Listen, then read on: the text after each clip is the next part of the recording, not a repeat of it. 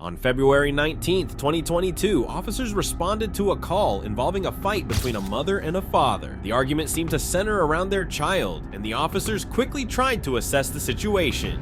The mother had made fun of the baby, and tensions escalated from there. You called us though? Yeah. Okay, you don't where you went to though? Did you walk off somewhere? No, that's with my mama. All right, so where did he go though? I just came out here. I was on the phone with the other people. Okay, we got told he was out here still, so. The officers approached the scene cautiously, asking questions to gather more details. The father, Carlos, was asked if he had any weapons on him, to which he replied he didn't. He was calm and cooperative, though clearly upset. The officers continued to engage with both parties, trying to get a better understanding of what had happened. Is he in your apartment? That's my nephew. He was killed. Okay. Do you have any weapons or anything? No. Okay. Which one? Which one's your apartment? He was just stepping out, wasn't What's up, man? Carlos? You got any weapons on you, boss? All right, just turn and put the water real quick, okay? So he ain't got no business breaking that. And he ain't got no business putting his hand on nobody. I'm not worried about the liquor and stuff. He broke my purse. I don't know him about this. Man, I ain't break it. Man, I broke the zip. Okay. He broke. But you choked it, right? You put your hands on it. Okay. See, you put your hands on it. Okay. Let's walk out here. Okay. Come here and talk. Okay. Goddamn. Who's the other? Are you the other party? Okay. Here. 9-3. I know they're gonna be goddamn. You Talk to her. Okay. Carlos explained that things escalated because of comments the mother made about their baby. He admitted to putting his hand around her throat during the argument, but insisted it wasn't as serious as it might seem. Shit about my baby, so yeah, it did get a little problem. Yeah, I did Okay. put my hand around her throat. I ain't gonna lie to you. All right. But yeah, she started talking stupid about my baby, so hey, yeah. Okay. Did you choke her at that point? Huh? Did you choke? The mother, on the other hand, claimed that Carlos had choked her not once, but multiple times. She recounted the events of that morning, saying they woke up and immediately started arguing. All right, so tell me what's going on. Okay, we all woke up and he wanted to argue. I didn't want to argue. So he choked me. He choked me in there. Then I went in there and he choked me in the living room in front of my sister. Them. So I came outside, I called my mom, and my auntie told me, calm down. He came back in there and, like, got the fight, put it like that. Okay, so you guys woke up this morning, started arguing, he choked you.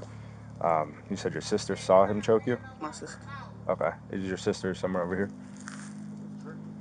What school is it? Over there, top here. So after he choked you, you guys just started arguing, and that's when you called the police? The officers continued to ask Carlos for more details, trying to clarify what exactly had happened. Let's just do this, man. Go ahead and put your hands behind your back. We're going to go and detain you for now, all right? It's because you've already made that allegation, all right? Carlos acknowledged that he did put his hand around her throat, but insisted that he didn't squeeze. Again, man, you've been cool with me. We're going to be cool with you. This stuff too tight for you. You got some pretty wide shoulders, all right? They good. Look, he's going to check these things for fit, okay? Make sure you're comfortable there. Not too tight there? All right. No, sir. 1026 with Carlos. Yes, sir. What's your last name? Okay. We'll get that fixed. You double lock them yet? Okay. Those are comfortable for you right there? Yes, sir. All right. Well, man, I got a personal question. I had no gloves on. Is that piss or just like a liquor or something like that? That's my drinking. Okay, I'll say you carry it out. We're just gonna come sit you down right here. Here you go. You get some Miranda card with you? Damn, these seats too small. I'm a big mother. You just want to stand out here then? Yes, sir, please. Yeah, that's cool, man. Are you good? Goddamn seat too goddamn Yeah, if you want to lean against the bumper, or you can lean against that one right there, you can. All right? No, I'm good right here. Okay. All right. Go ahead and read Miranda. Read 1 through 5. Skip that 1 and 2. He's gonna read you this. You're not under arrest right now. You're just detained. Okay? So I am getting arrested though. No. So what this means is, anytime you go in handcuffs, okay, you know you can't leave, right? So we want to keep talking to you. I want to get your side of the story, but for me to do that legally, I got to read you this, and it's up to you if you want to keep talking. One of the officers explained to Carlos that he wasn't under arrest at that moment, but was being detained because of his admission. So this does not mean you're under arrest. It just means you're detained due to the comments you made. Okay? So he's going to read this to you, listen to him, provide him an answer, and we'll go from there. The officer needed to read him his rights to ensure that anything Carlos said could be legally used if necessary. You have the right to remain silent. You have the right to. You have the right to. I just gotta read it. I know. Yep. You have the right to. The conversation continued, with Carlos admitting that the fight stemmed from accusations of cheating. He mentioned that the argument shifted when the mother began questioning the paternity of their child, which triggered him. And you guys are married, correct? Okay. We're getting divorced. This What were y'all arguing about? stupid stuff. He thought I was cheating, and I just woke up. So I'm like, okay. I wasn't about to argue though. All right, let's go back more. And so y'all began arguing about he thinks you're cheating on him. The mother described her side of the story, saying that Carlos accused her of cheating and questioned whether their newborn was his. This argument led to physical confrontation, where Carlos choked her multiple times. And then kind For my newborn, he said, "Is it mine?" And then we got arguing, and then that what happened. He came up to my face, and we were arguing. He choked me. now, can you go in more depth with that? Like how long, what did you black out? Or how long did he grab you for? Or did you fight back? Kind of go more detail. Having these rights in mind, do you wish to talk to us now? Can So- I get one more shot of liquor though? I ain't gonna lie to you. I don't have nothing right now, man. If we What's can get to the house, we'll see what we can do. But we gotta figure out our part first, okay? Alright. She provided more details, saying that after the first time he choked her, she told her sister what had happened, and then Carlos came back and did it again. Her sister had been present during part of the incident and was ready to defend her, but things never got to that point. So you were saying y'all got into an argument. She was Yes, saying sir. something about the baby. Yes, sir. Okay, what would she say? It really went on about the baby. Cause she already know I grew up without my dad, so I know how it feels not to have no parents around. Yeah. She started throwing that over my face and all that. That's my baby ain't gonna have no dad. She gonna get through that and all that. And I really try to avoid that situation because I know the type of person I am. Mm-hmm. So that time I really just laying there and started trying to avoid it, but it really started getting to me. So yeah, I did start getting a little mad. Okay. I did put my hand around her throat. Yes, I did do that. I ain't Okay. gonna lie to you, I did. All right. And yeah, it started getting to that point where she felt like she had to call the police and all that. Okay. Carlos continued to explain his actions to the officers, saying that he wasn't trying to hurt her, but was just reacting to her words. He claimed that she was talking about getting a new father for their child, and this upset him deeply. He admitted that he put his hands on her, but insisted that it wasn't as serious as she was making it out to be. Yes, sir. Okay, so it's all joint stuff, Yeah. basically. Okay. Basically not, because I had my own. She had her own. Okay. So now, when you put your hand around her throat, did you squeeze her? Like 30 seconds. What was he saying at this point? Stop and play with him. How was he grabbing you? Like here. But it was rough. I got asthma, so I couldn't breathe that good. But you didn't black out, right? Okay. Can you lift your head up and see if we can see any? Are you sore at all or anything? Right here. Do you want an ambulance to check you out? I had just kept my breath. So let's say after the first time you said he was choking you, and what happened after that? I got up, went to the living room. I This was in the bedroom? I told my sister that he was choking me. And then he came out there and he was like, She recalled how her sister had been ready to step in, but Carlos continued to be aggressive, treating her like he was in a fight with another man. This was the moment when she decided to call the police. you can call anybody, they can get it. I don't care. I'll fight anybody. And I was like, you just need to shut up. And then he got in my face again and did it again. And my sister was gonna hit him. And then he was just talking. Then I went outside and called my mom. So how did he end up stopping? He just I kept kicking. kept kicking him? Okay. And you said your sister was in there at that point? Yeah. And you said you called your mom? I came outside, I called my mom. And my auntie called me from out because she was inside. Because he went over there and told her what happened, but he didn't tell her he choked me. And I told her that he choked me. And she was like, okay, y'all calm down. You need to calm down. And I calmed down and went in the house. And then he came for me again, and then we just, like, literally, he was fighting like I was a dude. So that's why I called the police. The sister, who had witnessed the incident, provided her version of events to the officers. She confirmed that Carlos had indeed put his hands around the mother's throat multiple times. So yeah, All right, she was hitting you first. yeah. I know my limits now. I know not because she's a female. I know not to do that. But Yeah. That's a whole different story. Who the fuck? I feel you, man. But other than that, no, I'm not gonna do that. Yeah, I did put my hands around the throat to hold it back from getting hit and all that shit. Yeah, Okay. I did do all that. But other than that, hey. Did she ever hit you? That's it. That was when I was talking to the lady, I was in my room. And he kept walking in and out, telling them, you could tell her I'm gonna be outside, I'm gonna be waiting. I told her. Have you ever called the police on him before? Yes. Or vice versa? Anybody go to jail? No, they couldn't find him. But I had a restraining order, but then I dropped it. because at first, okay, I had a restraining order because him and his sister tried to jump on me when I was pregnant. And I dropped it because we were all talking about it at first. So, I stopped. We went to court. I told the judge I went and dropped it. I dropped it, thinking that now I don't even know what to do. Is the sister over here now? Yeah, she do. But she was sitting right there. One in the rear or The black. With that AirPod in? the sister will talk to you? The sister described how Carlos had grabbed the mother by the neck in the living room and how she had been ready to intervene if things got worse. She mentioned that the baby had been in the bedroom, away from the conflict, which provided some relief. Did you bust that, or how did it get? I ran and busted that car, I was trying to get my car. Yes, Okay. All right. Where's the baby at? Out of the bedroom? Yeah, they was arguing. And I guess, again, I did see him put his hand around her neck. I did see him do that.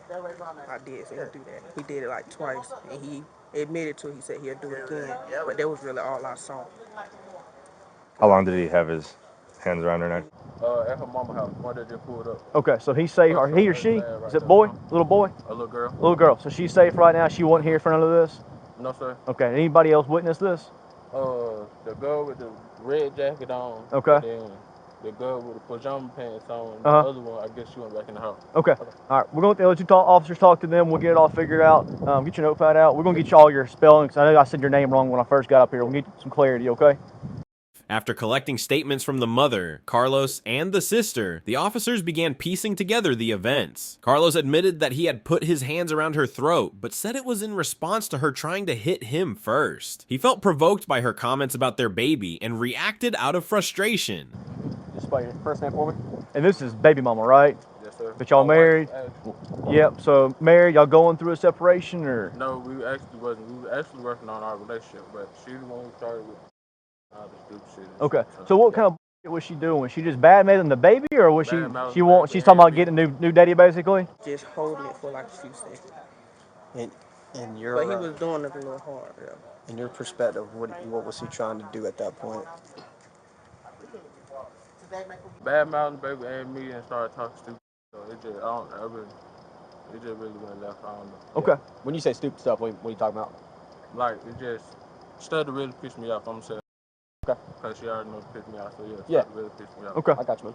The officers also talk about the suspect putting his hand around someone's throat, which makes them consider adding an aggravated assault charge. They're being careful with the charges and making sure they have the right details. The officers acknowledge that the suspect has been cooperative and calm throughout the interaction, even though he had been drinking. They mention how the suspect wanted one last shot of liquor before being taken away, but they know that it won't happen. I just wanted to see, because she said that you saw it all going down, so I just wanted to get your opinion on it. Can I just have your name, date of birth? Birthday's coming up.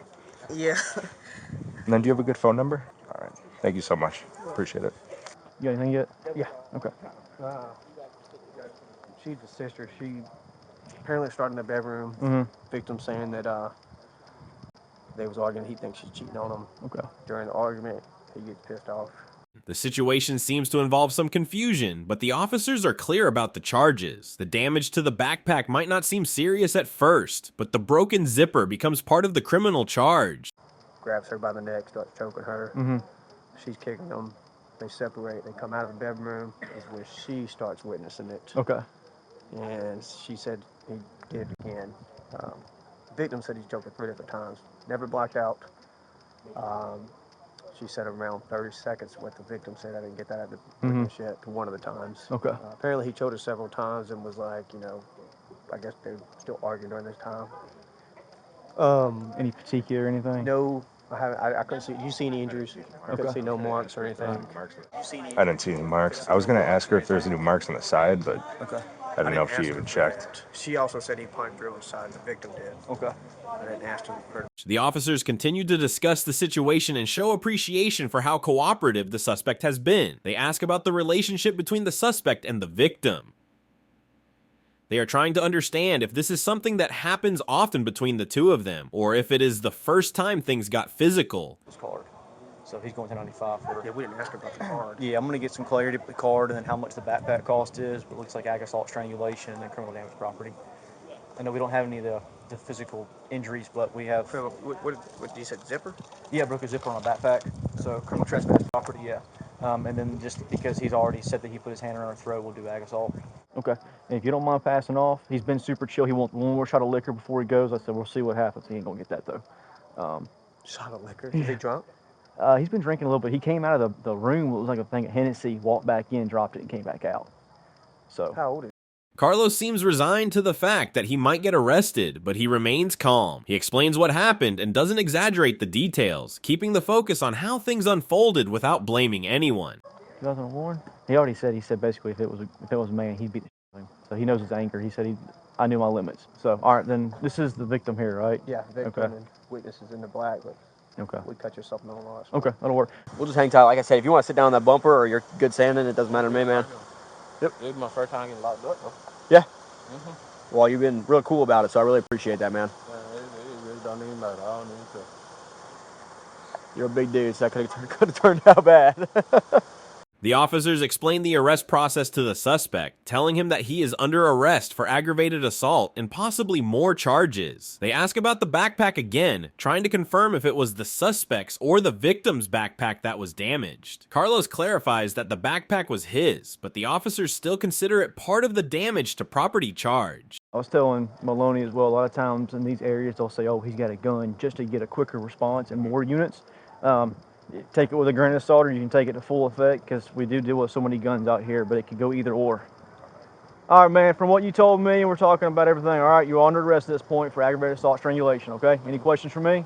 Okay. Now, I'll tell you, we may have more charges. I got to talk to her, because I know you talked about busting that zipper. Is that something that is your backpack or her backpack? That would hurt. Okay, let's go ahead and walk back here. Hold up, before I go in, can y'all get my AC number with the gray shirt on? We'll get all that. Stay with me. You got any knowledge or nothing, man? I didn't feel anything when I patched you the first time. We just got to search you completely, Yeah, okay? my charger, my phone, my headphones. Okay. I'll let it go with you. And my lighter. And once I get done with kind of my investigation, they're going to go ahead and transfer you so you can get to the jail and get booked in and stuff as soon as you can. They'll tell you the final list of charges when we get over there, all right?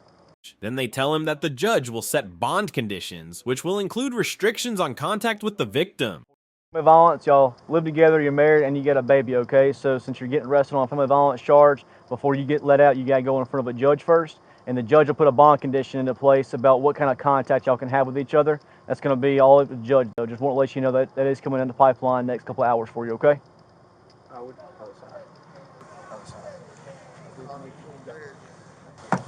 Man, like,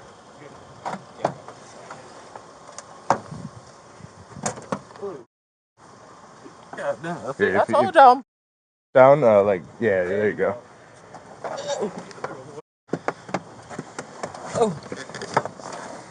Yeah, I ain't gonna be able to can't use that seatbelt, so I'm a bit. You ain't better use that, I'll tell him. The officers speak with the victim to confirm the details of the charges. They ask her about the strangulation and whether she ever felt like she could pass out. Did you ever feel like you could pass out or anything? I couldn't breathe like that. Okay. Do you want an ambulance come check you out? You don't need nothing like I that? took a breathing treatment. Okay, so you're fine. Did he ever squeeze you to the point where it felt like you're going to pass out or black out? Okay. All right, so Officer Maloney's here. He's going to have some information for you. So it's Victim's Bill of Rights. This is my last name. That's the case number if you have any questions. He is currently charged with felony. So there's that information. If you need any resources, Family Violence Clinic, that's a good number to call if you need those resources. And at the very bottom, you'll see it says Vine on the back.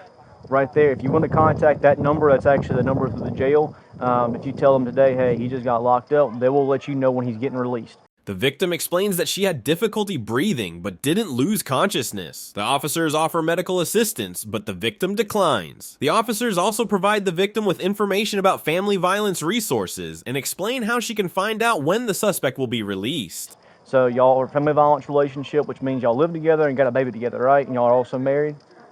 So with any time we have one of those situations, it doesn't matter if somebody wants to prosecute or not prosecute, the burden falls back on the state to actually press charges, all right? So he'll get arrested today for that. He's going to go to jail for aggravated assault strangulation right now. It's called temporary protective order. The conversation shifts to the broken backpack again, with the officers asking the victim about it. They want to know how much the backpack cost and what kind it was. How much that backpack was?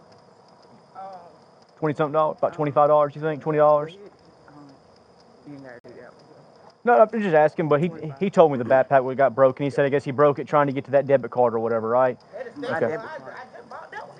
You just bought that one? Okay. What kind of backpack was it? Do you know if it's got a particular name brand? What's the name of it? It ain't the polo. It's the what the backpack? Go get my backpack off my bed. I don't know the name of it. It was like, I think it was like $19.99. Okay. I got it from Rose. That's fine. We'll just document that point. GV. GV? You say GV. GV, yeah. I don't know what it means. I don't know what it is either. That's fine. We'll document that point. So with him getting arrested. The officers then provide the victim with more detailed information about what to do next. They suggest that she consider getting a temporary protective order or an TPO if she feels that the suspect might try to contact her again in a harmful way.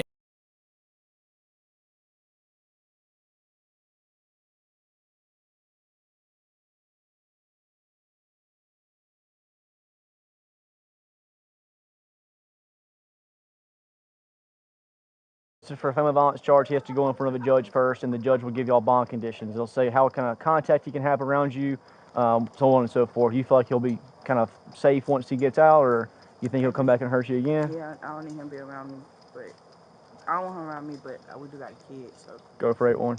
So what I would tell you to do, y'all going through a divorce is I want one.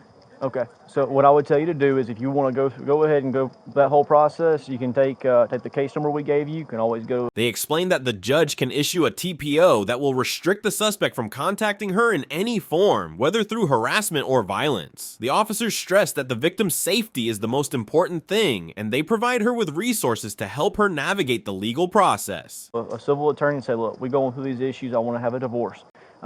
Now, what I would tell you to do if you're considering that and you think something may happen with you and again in the future, go to the courthouse, same case number, and talk to a deputy and say, I need to talk to a judge about a TPO. Go in front of the judge. You tell them basically everything that happened today that you told us and anything else that's happened. And the judge can do that bond condition and a TPO saying, hey, he can't have contact with you here. He can't have harassing contact with you, whatever they see fit to help you the most, all right? Any questions for me? So how do we go about, like, okay, with our daughter? Okay, since I stay across the house from my auntie, I don't mind him being over my auntie house. Yeah. So could our daughter still live. But how we go about that? So without me having contact with him. What I would strive y'all to do the most right now is go to a courts and get a child custody hearing in place. Because until you get one of those done, everything's going to be hearsay about a civil situation between you've got custody, he's got custody. Until you go in front of a judge and the judge says, no, you've got the baby on one day, he's going to have her the next day, there's nothing that we can really enforce or try to push off of that, okay? So until a judge does that, it's kind of be up to y'all about how you want to do it, all right? Okay. So if he's stuff in that apartment, it's y'all shared apartment, don't break them, don't throw them out, it's still his stuff. You could be held criminally liable for that as well. The suspect is booked on charges of aggravated assault and criminal damage to property. Later, the aggravated assault charge is reduced to disorderly conduct, with the suspect pleading guilty. He is given 12 months of probation, a fine of $50, and a special bond condition that restricts him from having any harassing or violent contact with the victim. The bond is set at $2,963, and the suspect is allowed to return to the home one time with a police escort to collect his personal belongings. But now, if you think that was brutal, then I think you should check out this video at your right-hand side.